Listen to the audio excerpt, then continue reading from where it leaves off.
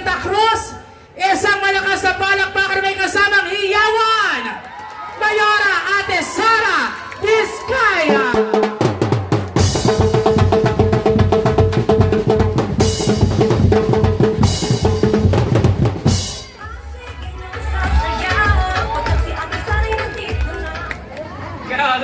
Tama. Magandang gabi, Barangay Santa Cruz! Sa likod, naririnig niyo ba kami? Magandang gabi. Papasalamat muna ako kay Barangay Captain Renz, tapos sa mga kagawad, kay kagawad, ano ba, Amado ba? Kagawad Boyet, kagawad Ante, kay kagawad Joven, kay kagawad Jake ang sasabihin ko sana eh. Kagawad Todd at kay kagawad Risa. Maraming salamat sa pag-welcome at sa pagsama kanina sa Team Kaya This, Barangay Santa Cruz. Siyempre, nandito mga kamag-anak ko. Diba yan?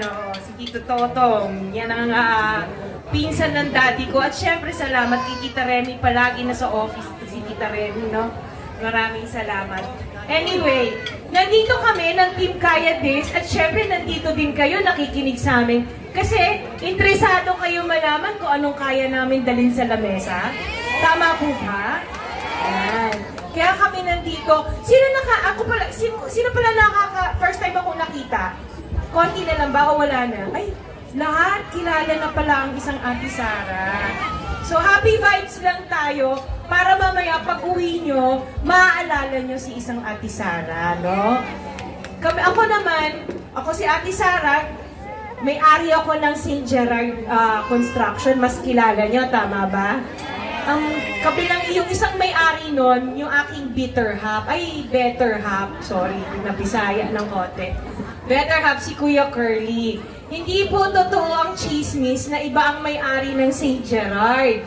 Nandito talaga si Gerard, yung panganay kong anak. Ayun dyan, ayun. Yan.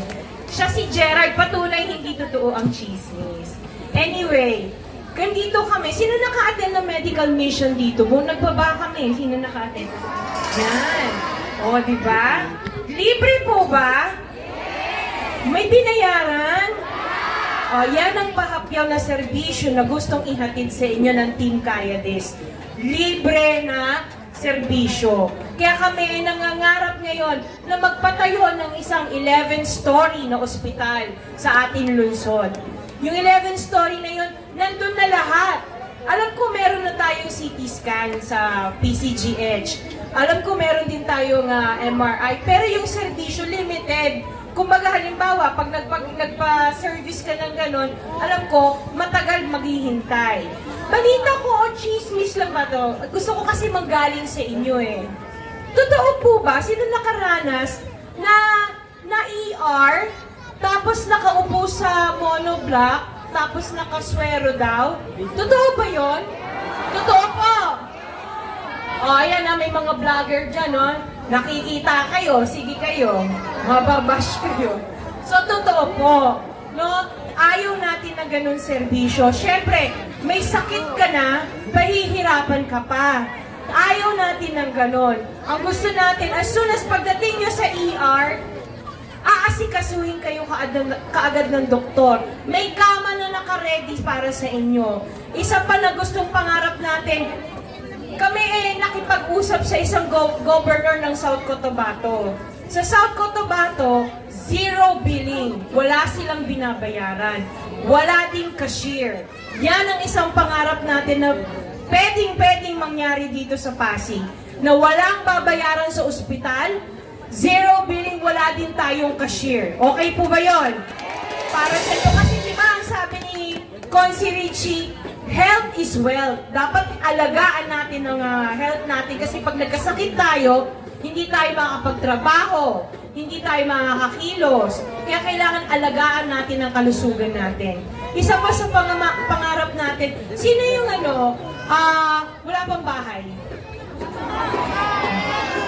Nakita niyo yung presentation?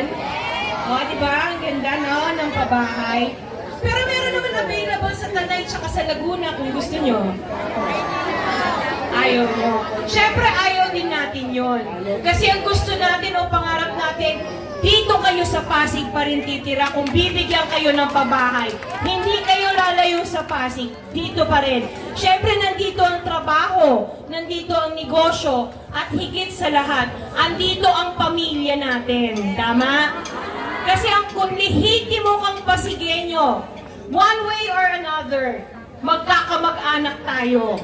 Diba? Kaya ang hirap humiwalay sa pamilya. Katulad ko, ang mga kamag-anak ko nandito sa Santa Cruz. Pero taga San Nicolas ang kami nakatira noon ng dalaga ko. Tapos Bangbang, yan. So one way or another, related tayo. Isa pa sa mga narinig ko din na chismis, or hindi ko alam kung chismis ba to or totoo. Gusto ko kayo magpatunay eh. Yung sa uniform ng mga bata, dumating na po ba? Ha? Kailan dumating? Dumating na. Kailan dumating? Hindi, late kayo naman, oh. Late. Sukat. Hindi late. Hindi. Advance para sa susunod na school year. Advance. Kayo naman, oh. Hindi, syempre tayo bilang isang nanay. Ako kasi may 4 na anak. No, nakaka-relate ako sa inyo. Gusto natin, bago magpasukan ng anak natin, kumpleto na sa gamit, kumpleto na sa uniform. Ayaw natin na papasok sila na wala ganon. Minsan napipilitan tayo manghiram ng pera para mabili natin ng uniform ng mga anak natin, mga gamit sa eskwelahan. Hindi natin gagawin yon. Dahil tayo bilang magulang, alam natin ang priority natin. Kaya bago magpasukan, may uniform at gamit na yung mga anak nyo. Hindi na kayo maghihintay. Katulad ng sabi ni Vi, sino yung mga scholar, mga anak? Dito, yan. May ano kayo no allowance? May allowance? Walang binibigyan na allowance? Meron, di ba? Hindi ba panahon na?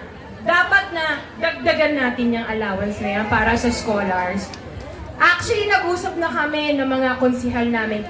Kayang-kayang doblehin yung binibigay sa inyo para sa scholarship. Para hindi na kayo mag-iisip pang project at kung pangbaon nila at kung ano-ano. Kayang-kaya ng budget ng Pasig. Hindi tayo nangangako ng hindi natin kayang gawin. Kasi di ba ang sabihan namin, kaya this! Di ba? Kaya this! Oh, di ba? Galing, ang taba na, ang bilis ng ano ko ah.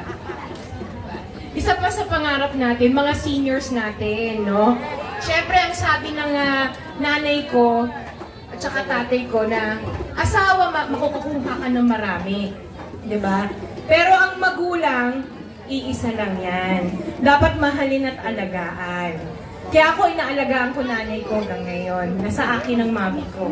Kaya talagang love ko ang seniors. Kaya ang sabi ko, bakit bakit hindi pwede ba yung mga maintenance ng mga seniors natin, ibigay natin ng libre? Pwede yun, di ba? Isa pang gusto namin mangyari, i-deliver sa inyo, sa bahay nyo, ang mga maintenance nyo. Hindi nyo na kailangan pumunta ng health center. Sasabihin nyo, ay, si Ate Sara nangangako. Alam nyo, hindi po. Kasi sa Taguig at Makati, ginagawa na nila. Bakit hindi kaya dito sa Pasig? Gagawin na natin yan para sa mga lolo at lola natin. I-deliver natin yung mga gamot nyo. Bahay-bahay. Yes. Ngayon, syempre sasabihin, sino magde-deliver nun? O ngayon, kailangan natin magde-deliver. Sino dito may motor pero walang trabaho? Baka meron dito. O yun ang una natin magiging trabaho, bibigyan natin sila ng trabaho. Sila ang magde-deliver ng gamot sa mga lola at lola natin. Para lahat masaya, lahat meron. Kasi no, sa St. Gerard, sa totoo lang, 99% ng aming empleyado, Pasigueño, no? Hindi ako kumuha sa ibang lugar. Kaya naniniwala ako, pag tayo pinalad sa Pasig City Hall, dapat Pasigueño din ang nagtatrabaho. Hindi taga... Saan? Ha? Oh, mga bashers there. Sila yung i-bash nyo ha, hindi ako nagsabi. So, sila yun nagpapatunay na hindi talaga taga-Pasig ang mga nagtatrabaho sa City Hall natin. Matatalino ang mga Pasigueño, hindi lang nabibigyan ng opportunity. Bakit tayo kukuha sa ibang lugar? Dapat Pasigueño. Kasi ang Pasig ay para sa mga Pasigueño. Yan. Hindi ako mahilig magsalita ng mahaba. No? Basta ako, ang sinasabi ko sa inyo, sa akong ina, no, na nagsumikap, tinataguyod ko yung 4 na anak ko na kasama ang asawa ko. Isa din akong babae, o karamihan dito babae, no? Na sumikap din ako, na nagtrabaho din ako, naging isang empleyado din ako. Nakatulad ng karamihan ng mga Pasigenya dito. Isa din akong negosyante na napalaki namin o napalaki ko yung aking negosyo. Ako ang pangarap ko lang, no, maiangat ang kalidad ng buhay ng bawat isang Pasigueño. Yan lang ang pangarap ko, na hindi man katulad naging na kami, pero hindi na yung hirap na hirap ang Pasigueño. Kasi ang paniwala ko, Pasigueños deserve better. No? Pasigueños deserve better. So, bilang isang lehitimong Pasigueño, nalulungkot ako na nakikita ko na araw-araw may pumupunta sa office namin, nagsusulisit ng ganito, humihingi ng tulong. Nakakalungkot kasi pwede naman gawin ng gobyerno yun sa laki ng budget nila. Pero hindi na nagagawa. Anyway, ako hihiling o may question po ako sa inyo. Santa Cruz, handa ba kayong sumama sa laban ng Team Kayales? Sa likod, Barangay Santa Cruz, handa ba kayo sumama sa Team Kayales sa laban na to? Ang laban na to, hindi para lang sa Team Kayales, pero sa bawat isang Pasigueño. Kung gusto nyo mangyari yung nakita nyo sa screen, samahan nyo po kami sa laban na to. Maaari po ba? Maaari po ba? Maraming salamat, Barangay Santa Cruz. Thank you very much. Good evening po.